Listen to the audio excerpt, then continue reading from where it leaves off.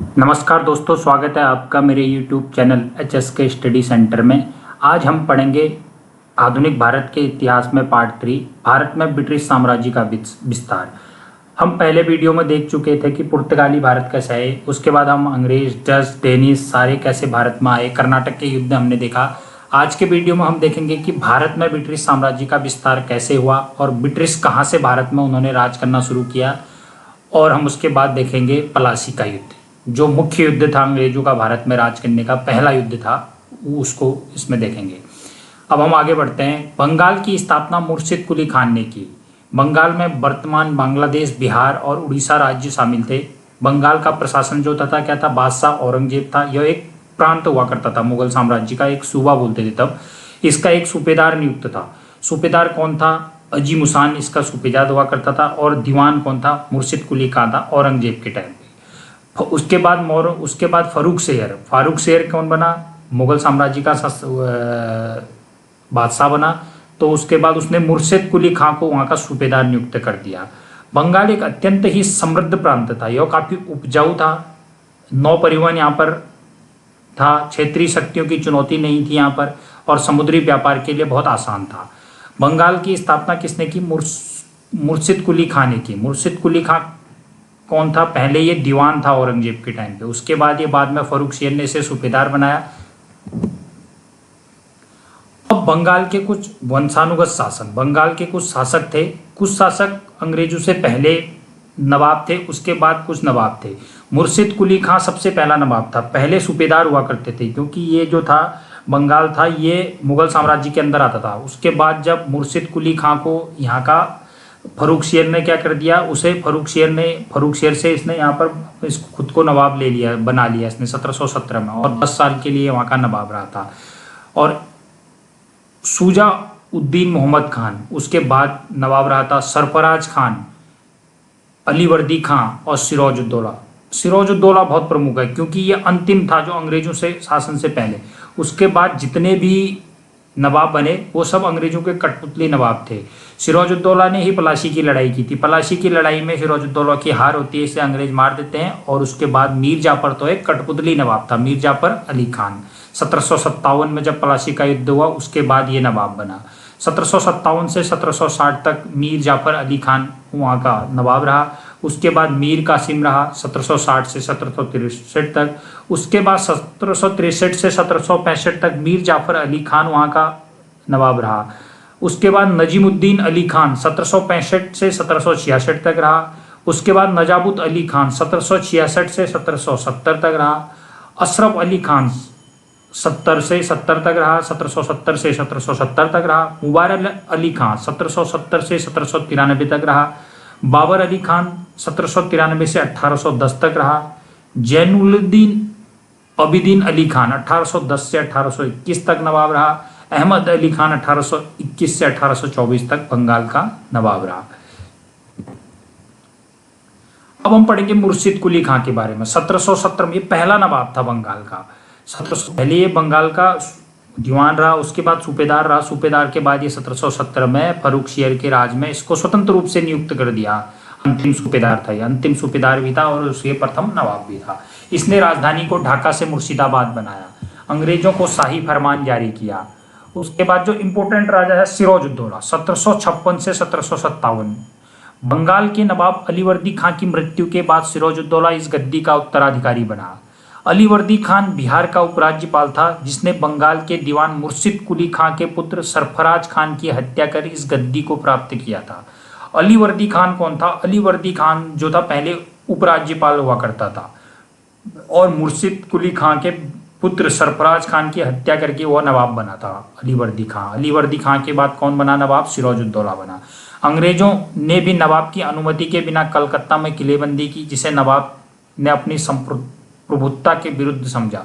जब सिराजुद्दौला था तो अंग्रेज क्या कर रहे थे? किलाबंदी करके कलकत्ता की, और नवाब ये नहीं चाहता कि किलाबंदी करवाना नहीं चाहता था, उसने इसका विरोध किया। इससे उन्होंने फिर भी ये बंद नहीं किया। इससे क्रुद्ध में आकर उसने कलकत्ता पर कुछ लड़ाई कर दी और जून 1756 में फोर्ट विलियम पर कब्जा कर लिया। फोर्ट विलियम यानी कलकत्ता पर उसने कब्जा कर लिया। काली कोठरी, कलकत्ता के ब्लैक होल की दुर्घटना। लड़ाई में नवाब ने 146 अंग्रेज सैनिकों को कैद कर लिया। तो उसे एक छोटी सी अंधेरी कोठरी में बंद कर दिया। इसकी लंबाई 18 फीट और चौड़ाई 14 से 10 फीट थी। यह अंग्रेजों द्वारा बनाया गया था और इसमें भारतीय अपराधियों को बंद किया जाता था। चूंकि गर्मी का दिन था, 123 सैनिकों की मृत्यु दम घुटने के कारण हो गई और 23 सैनिक बचे, जिसमें जॉर्ज हॉवेल एक अंग्रेज सैनिक भी था। इस घटना की जानकारी मद्रास के अंग्रेजों को दी। इस दुर्घटना को काली कोठरी की दुर्घटना, कलकत्ता के ब्लैक होल के नाम से जाना जाता है। इस घटना ने नवाब और अंग्रेजों के बीच की दुश्मनी को सबके सामने ला दिया। अब सिराजुद्दौला ने क्या किया, फोर्ट विलियम पर अपना अधिकार किया। वहां पर 146 अंग्रेजों को उसने कैद कर लिया एक छोटे से कमरे में, जो अंग्रेजों ने बनाया था भारतीय अपराधियों को रखने के लिए। उसमें 146 को कैद कर दिया और जिसमें से 123 की मृत्यु हो गई दम घुटने के कारण और 23 सैनिक बचे थे। उसमें से एक सैनिक था जॉर्ज हॉवेल। उसने इस घटना को किसे बताया, मद्रास के अंग्रेजों के सामने बताया। इसके बाद अंग्रेजों और नवाब की दुश्मनी बढ़ गई सबके सामने। अंग्रेजों द्वारा कलकत्ता पर पुनः अधिकार।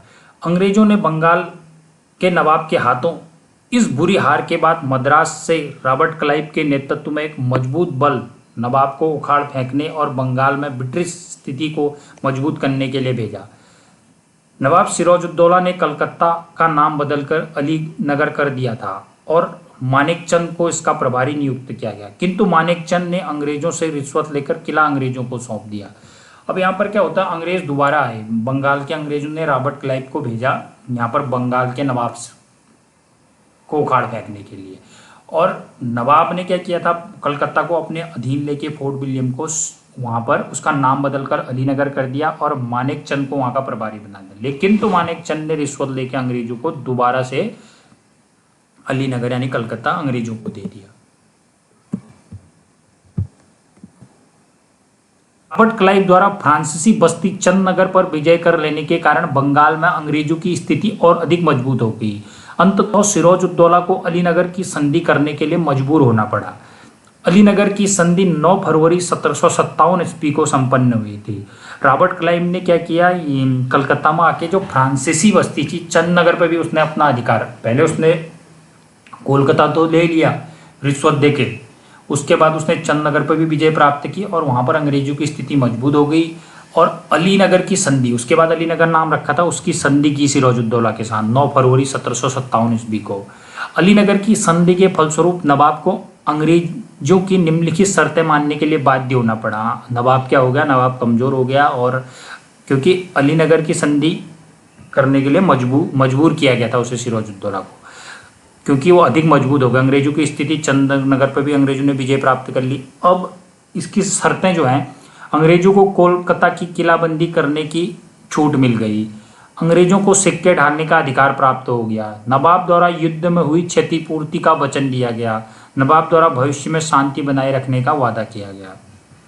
सबसे पहले तो उसने किलाबंदी की छूट मिल गई और अंग्रेजों को सिक्के ढालने का अधिकार प्राप्त हो गया। सिक्के ढालने का अधिकार उसे पहले भी था, लेकिन उन्होंने फिर से दोबारा ले लिया। और क्षतिपूर्ति जो हुई थी उसकी भरपाई कौन करेगा, नवाब करेगा। और फिर भविष्य में कोई ऐसे शांति बनाए रखने का उन्होंने वादा किया। अब पढ़ेंगे पलाशी का युद्ध, बहुत महत्वपूर्ण है पलाशी का युद्ध।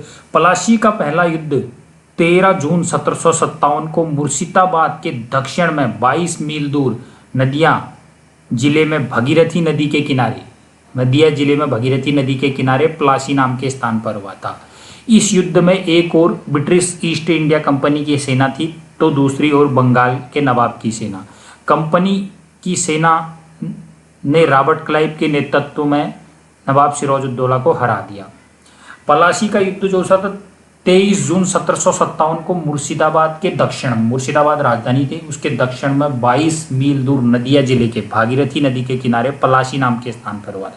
तभी इस युद्ध का नाम पलाशी का युद्ध। इसमें अंग्रेजों की तरफ से रॉबर्ट क्लाइव लड़ रहे थे और उन रॉबर्ट क्लाइव ने सिराजुद्दौला को हरा दिया। अब हम देखेंगे कैसे हरा। रॉबर्ट क्लाइव ने नवाब सिराजुद्दौला के विरोधियों के साथ मिलकर एक षड्यंत्र रचना शुरू कर दिया।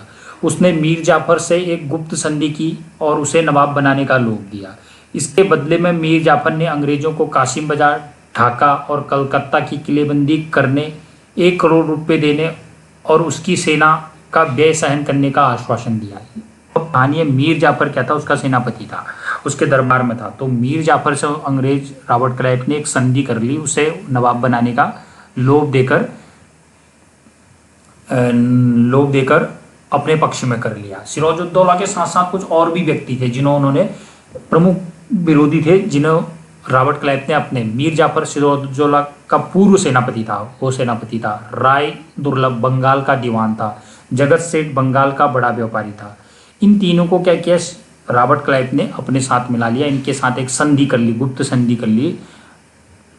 क्लाइव ने उसके बाद क्या किया, क्लाइव ने नवाब पर यह आरोप लगाया कि उन्होंने अलीनगर की संधि का उल्लंघन किया है, और उसी का बहाना बनाकर अंग्रेज ने नवाब पर 22 जून 1757 को आक्रमण कर दिया।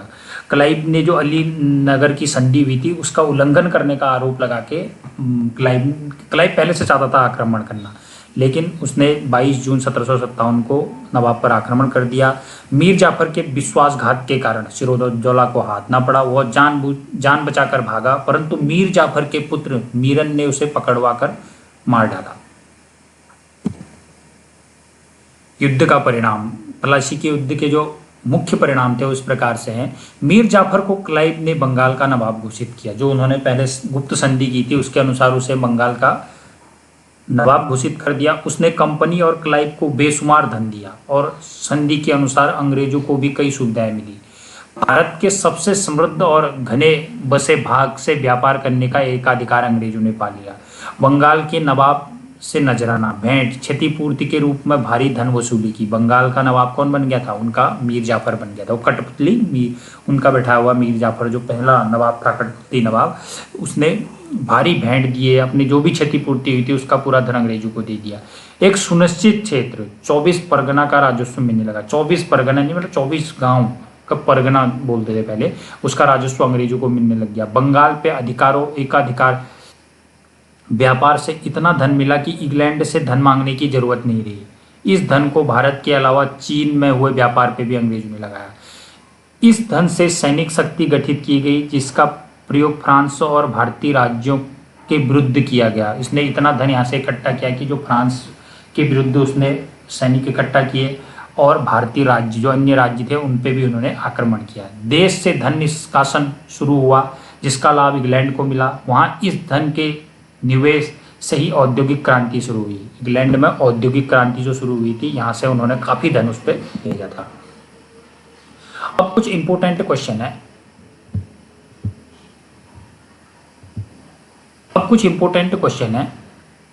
क्वेश्चन 1 है, पलासी का युद्ध कब हुआ था? पलासी का युद्ध हुआ था, इसका ऑप्शन है ऑप्शन ए 1757 ईस्वी में। सिराजुद्दौला ने कलकत्ता में अंग्रेजों की सेना को खदेड़कर और उन्हें बंदी बनाकर किसके जिम्मे कलकत्ता का भार सौंपकर अपनी राजधानी मुर्शिदाबाद लौट गया? उन्होंने अंग्रेजों को, सिराजुद्दौला ने किसके, इसका ऑप्शन ए सही है, मानेक चंद को सौंप दिया था, अलीनगर बनाकर उसको मानेक चंद को सौंप दिया था। उस दुर्घटना का नाम बताइए जिसमें कहा जाता है कि अंग्रेजों को फोर्ट विलियम के एक कोठरी में बंद कर दिया गया था, जिसमें दम घुटने से कई लोगों की मौत हो गई थी। इसका सही आंसर है ऑप्शन बी, काल कोठरी यानी ब्लैक होल की घटना।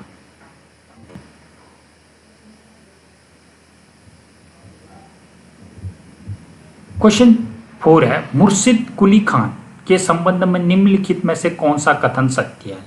नंबर 1, 1719 में उसे फर्रुखशियर द्वारा बिहार की सूबेदारी भी दे दी गई। नंबर 2, उसे फर्रुखशियर द्वारा 1713 और 1717 में क्रमशः बंगाल का नायब सूबेदार और सूबेदार बनाया गया। उसने 1720 के बाद मुगल आधिपत्य स्वीकार करने से इनकार कर दिया। चौथा है, वह 1700 से 1707 तक मुगल साम्राज्य का वजीर था। इसका सही आंसर है ऑप्शन सी, दूसरा और चौथा। इसमें दूसरा है, उसे फर्रुखशियर द्वारा 1713 से और 1717 में क्रमशः बंगाल का नायब सूबेदार और सूबेदार बनाया गया, और वह 1700 से 1707 तक मुगल साम्राज्य का वजीर था। पलासी का युद्ध किस राज्य के मैदान पर लड़ा गया? पलासी का युद्ध लड़ा गया ऑप्शन सी, पश्चिम बंगाल की। पलासी की लड़ाई 1757 में अंग्रेजी सेना का नेतृत्व कौन कर रहा था?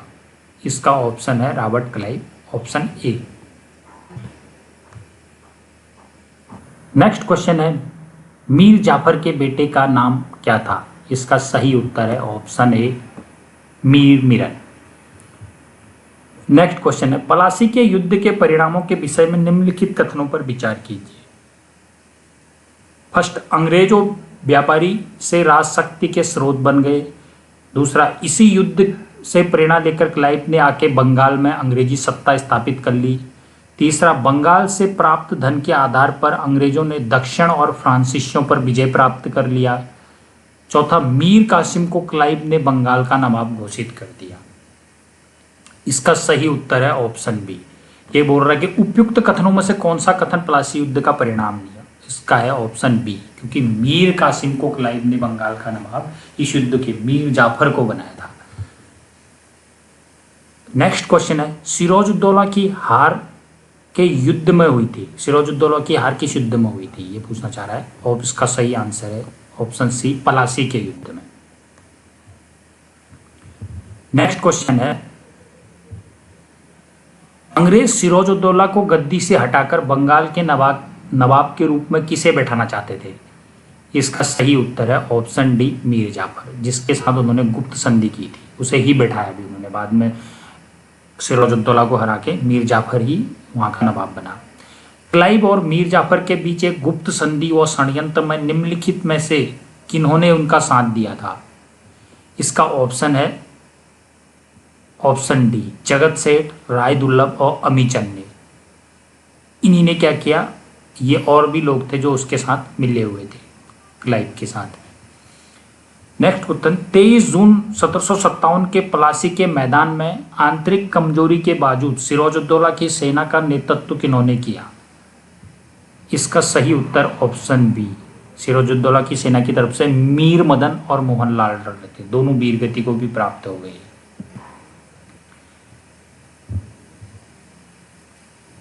नेक्स्ट क्वेश्चन है, 9 फरवरी 1757 को क्लाइव ने सिराजुद्दौला के साथ कौन सी संधि की? इसका सही उत्तर ऑप्शन सी, अलीनगर की संधि।